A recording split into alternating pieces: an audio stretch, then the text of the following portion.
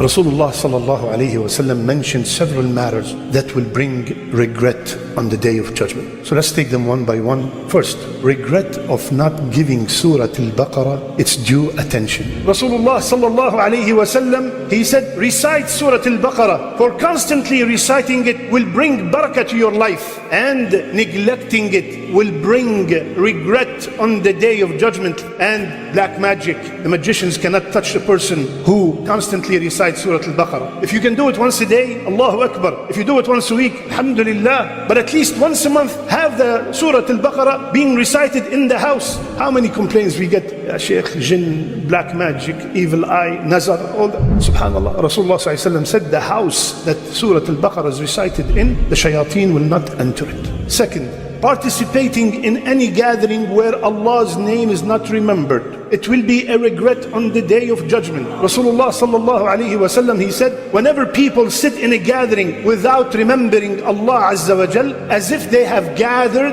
on the body of a dead donkey, and it will be a regret for them on the Day of Judgment. Third, the regret of craving authority. Rasulullah ﷺ said, you are going to compete over positions of leadership, and it will bring regret on the Day of Judgment. Rasulullah ﷺ made a dua against the leader who's not just. And Rasulullah ﷺ told us that if somebody has been assigned as a leader of 3, 4 people, even a community, whatever the number is, and he was not just with them, he will not smell Jannah. And we are fighting to get to these positions. It will be a hasra, it will be a regret on the Day of Judgment.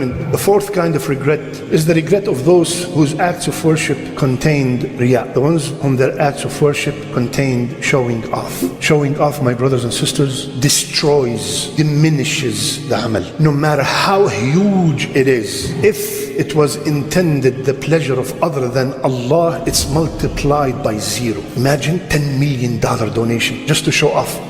Gone. And the guy next to you, $10 from the bottom of his heart, he's been saving and taking from his mother. His is better than your 10 million. It's all about sincerity. Every single time you want to do any action, ask yourself one word: why?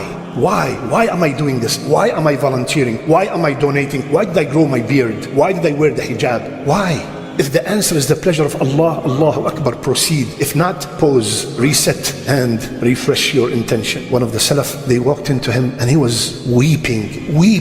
And the other man who came, he asked him, what's wrong? He said, did you read this ayah? He said, which ayah? وَبَدَى لَهُم مِّنَ اللَّهِ مَا لَمْ يَكُونُوا يَحْتَسِبُونَ. And they found out on the Day of Judgment many things they did not expect. They were going thinking that, oh, I died at 70, at 80, I have tons. I donated so much, I fasted so much. And they found out that because of showing off, all these amal were destroyed. The fifth, the regret of the people who backbite. They are literally handing their good deeds on a golden platter to the people they could not stand in the dunya. Rasulullah sallallahu alayhi wasallam, he said, whomsoever have wronged anybody, let him settle it right now.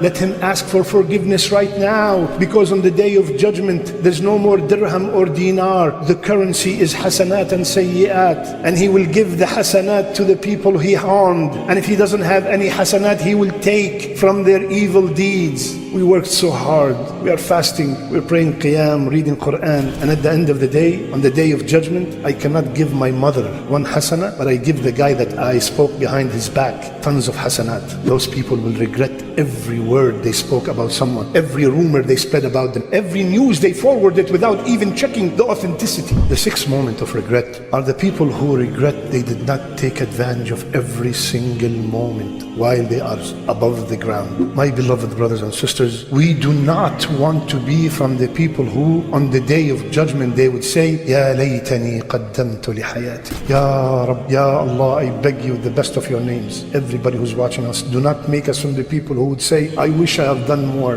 I wish I've done more to this life.